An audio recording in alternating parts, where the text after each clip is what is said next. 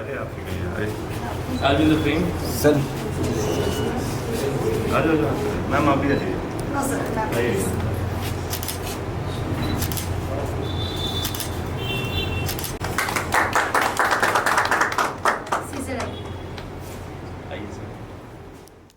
Good morning, everyone, and welcome to you in the special inauguration of our school podcast. Today, we are truly honored to have a very distinguished guest with us, Mr. Vidur Saxena, the Assistant Commissioner of Police, Cybercrime Branch, and our Additional Director, Mr. Mahir Madhok sir. Vidur sir, your dedication to keeping people safe in the digital world is an inspiration to all of us. As a student who use internet in our daily day for learning, gaming, and staying connected, we are excited to learn your valuable words and to hear valuable advice on staying safe online. So let's begin our conversation. I am Ankit Singh of Standard A. So sir, my first question to you is, sir, what was the inspiration behind joining the police force? Thank you, Aniket, for such lovely words and kind words, and thank you, Mahir, for giving me an opportunity to be part of this thank inaugural you sir for coming more than anything. podcast session. And I would say it was not just a single dramatic event. It was a slow burning realization that I came into civil services. Like any other thing in the society, जैसे हमारे society में मैं उस era से आता हूँ जहाँ पे कहा जाता था कि पहले आप एक इंजीनियर बनते हैं फिर उसके बाद डिसाइड करते हैं कि क्या बनना है. Yes. तो I come from that era. So I became an engineer. I went to Abu Dhabi. I worked there for a good 2 years. And then I realized that no, this is not my calling. I was yearning for something more, something larger. So then I decided to come to civil services. And I would like to say, मैं ये कहना चाहूँगा कि uniform ने मुझे choose किया. I didn't choose uniform. I never thought of becoming a police officer. Yes, in the past and during my childhood, I used to be like, I used to dress up as an army man or a police officer, but never thought of it as a career. But when I came into services, now the question is, what keeps me motivated to go or to keep moving forward? The real question is that actually the amount of exposure the service gives is I think significant for me personally and as a police officer. आपको जो exposure यहाँ मिलता है, the opportunities you get, especially working in the city like Varanasi. It's a PM constituency and in the city of Mahadev. तो जिस तरह का मुझे यहाँ पे experiences हुए, I think it has made my life worth living. So, sir, my next question is, how is cybercrime different from other categories of crime? And how do you use technology in cyber investigation? Well, cybercrime is an evolved form of traditional crimes. Our society is evolving, modernizing daily. तो हमारे criminals ने भी modernize कर लिया है इसके साथ. तो अब वो जमाना चला गया जब वो चाकू छुरी पिस्टल लेके निकलते थे. वो लैपटॉप उठाते, फोन उठाते हैं. पहले वो बाइक लेके निकलते थे, आपके सोसाइटीज में जाके रेकी करते थे. वो डिजिटल प्लेटफॉर्म्स पे जाके आपकी सोशल प्रोफाइलिंग, ऑनलाइन प्रोफाइलिंग करते हैं. ऑनलाइन प्रोफाइलिंग कैसे करते हैं? जब आपका डेटा लीक हो जाता है, उससे वो आपका ऑनलाइन प्रोफाइलिंग करते हैं.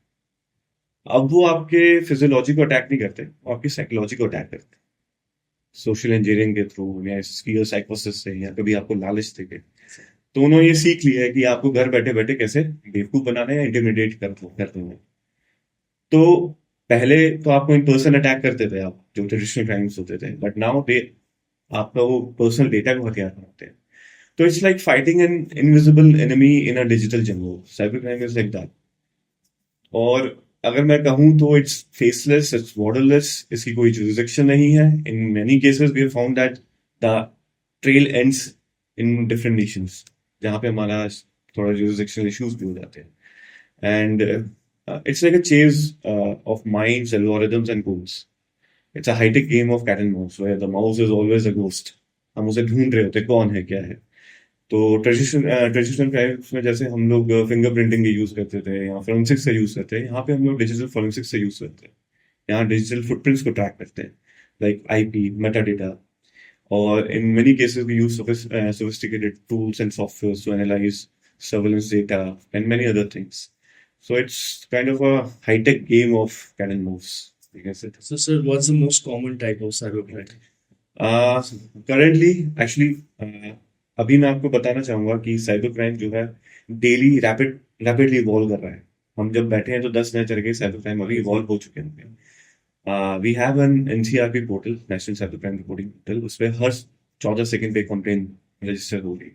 बहुत से केसेस में तो कभी रेपुटेशन के कारण या फिर अदर रीजंस की वजह से रिपोर्टिंग भी नहीं हो रही है. तो जो करंट सिनेरियो में जो साइबर क्राइम्स अभी चल रहे हैं वो डिजिटल हाउस अरेस्ट चल रहा है. डिजिटल हाउस अरेस्ट में आपको एक पुलिस ऑफिसर या फिर किसी भी अथॉरिटी का ऑफिसर बन के आपको बेवकूफ बनाया जाता है और आपसे पैसे ठग लिए जाते हैं. The other kind of scams that are going on like investment scam. आपको फेक एड्स दिखाते हैं सोशल मीडिया पे कि इतना मुझे प्रॉफिट हो रहा है, फिर आपसे मलिशियस फाइल्स डाउनलोड करवा लेंगे या फिर APK files download files we can call them APK files. और एपीके फाइल्स जैसे ही आप डाउनलोड कर लेते हैं तो आपका सिस्टम हैक हो जाता है. आपकी जो क्रेडेंशियल्स होते हैं, क्रिटिकल इंफॉर्मेशन होती है, वो जो हैकर्स होते हैं वो हैक कर लेते हैं या फिर शेप. तो और अदर काइंड्स ऑफ जो चल रहे हैं वो फेक जॉब स्कैम्स चल रहे हैं. ऑनलाइन आपको फेक जॉब दिखाते हैं, पहले थोड़ा सा आपको पैसा भी देते हैं वो लोग वापस ताकि आपको ट्रस्ट गेन कर सके.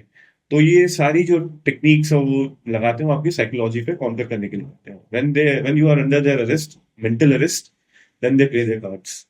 फिर वो आपको या तो बेवकूफ बनाते हैं या फिर आपको आपका सारा जो भी सेविंग्स है वो सबको आपसे लूट लेते हैं. सर, इस चीज में एक और चीज पूछना चाहूंगा.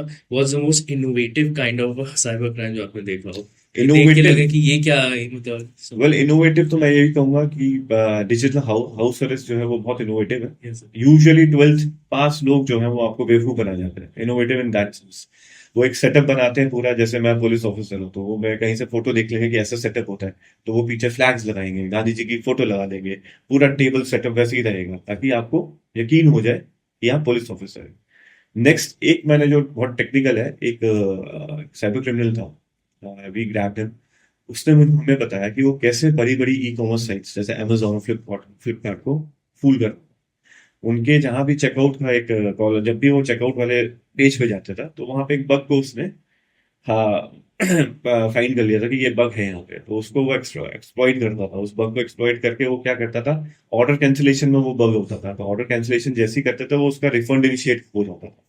उसके पास कुछ ट्रिक्स थी. वो अपना जो आपके सोर्स कोड होता है उसमें चेंज करके, तो जब भी आप ऑर्डर प्लेस करते थे वहां पे, तो जो भी ऑर्डर प्लेस हुआ वो सोर्स कोड में चेंज करके उसको वापस रिफंड में करवा लेता था. तो आपने जैसे 1 लाख का मोबाइल ऑर्डर किया, वो कैंसिल कर देता था और 1 लाख कंपनी जो है रिफंड कर देती है without any transaction, real transaction. So these are some types of like some types of cyber crimes that we have witnessed and we have actually learned from. Cyber criminals have actually become our teachers in this journey. So, from your experience, which cyber scam is currently the most common in Varanasi? I think it would be digital house arrest and investment scam.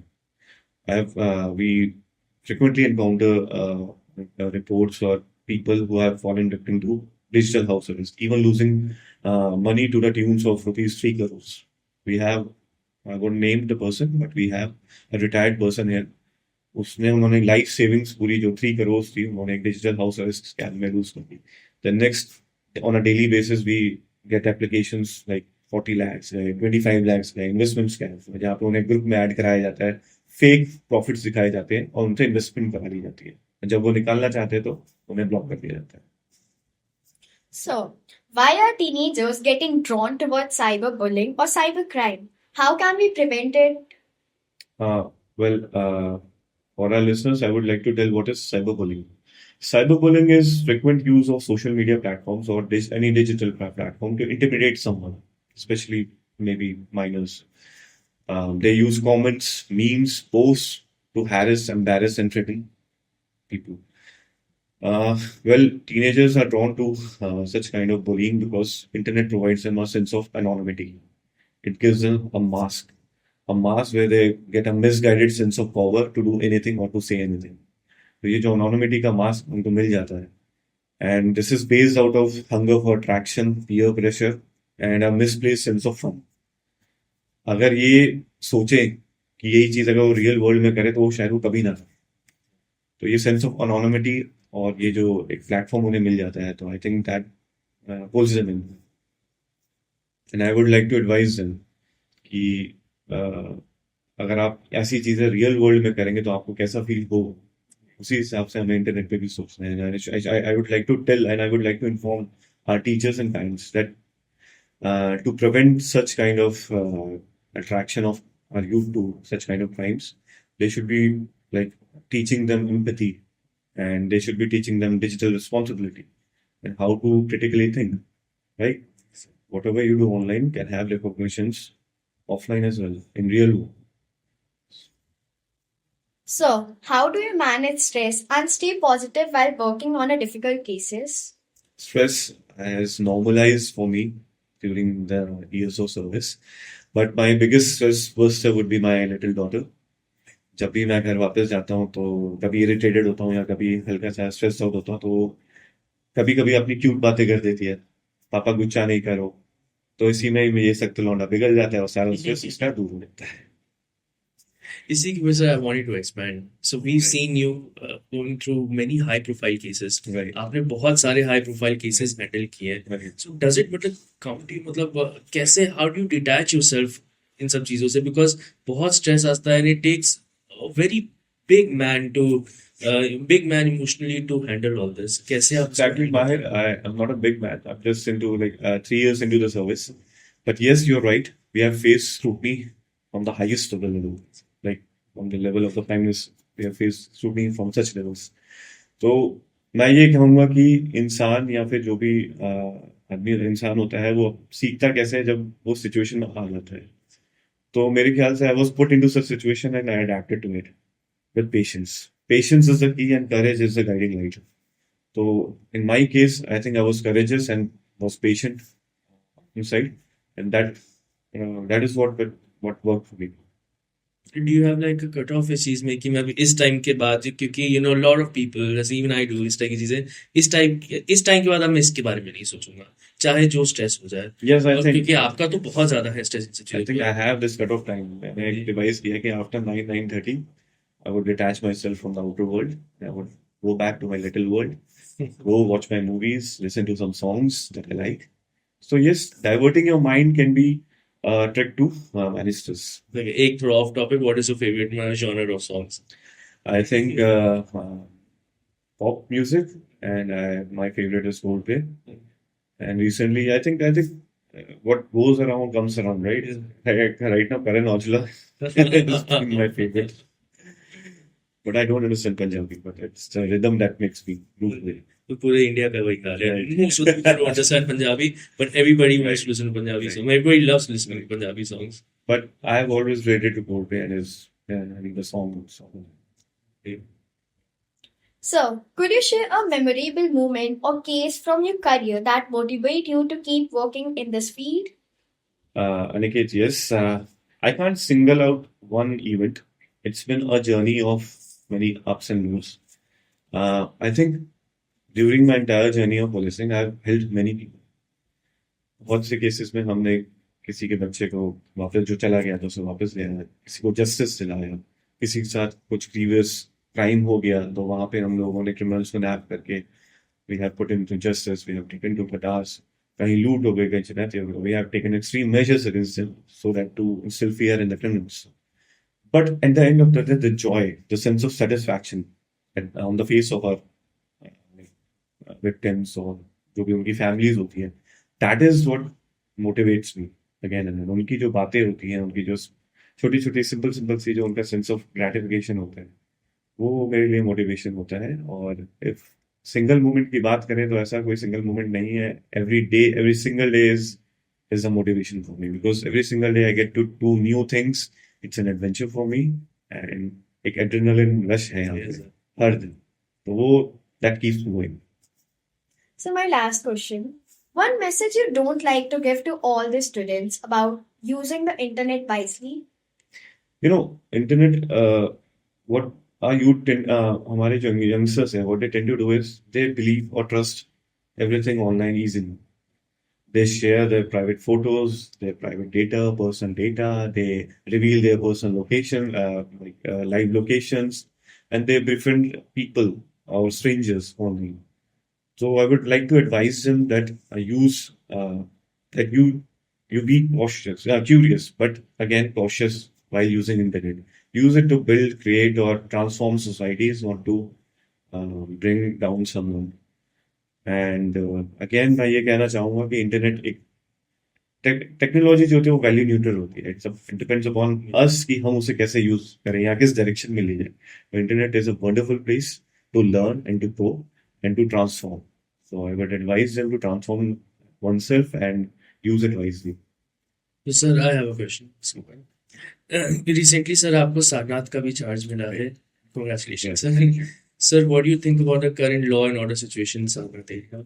Well, law and order situations, हम लोग अपना best try करते हैं. As being a police person, being a police officer, we keep our forces motivated to maintain law and order, and we are active 24/7. हमारी जो भी police parties होती हैं वो रेगुलरली ऑन रोड्स रहती है, ऑन फील्ड रहती है, ताकि लोग जो भी लॉ एंड ऑर्डर की सिचुएशन हो उसे तुरंत रिस्पॉन्ड कर पाए. Response is basic element of any law and order situation, but still sometimes हमारे कंट्रोल में नहीं होता, सिचुएशन हो जाती है. But as a team we come together and we manage out things, we tackle those elements, those who have created law and order. And in addition to that, I would like to inform you that to to build a foundation of these law and order situation, मतलब एक control करने के लिए हम campaigns चलाते हैं like cyber crime awareness, ताकि हमारे पास कोई ये जो क्राइम्स है वो कम हो जाए. इसी तरह हमने एक मिशन शक्ति लाइक कैंपेन चला रखा है जिसमें we celebrate female listeners of our podcast.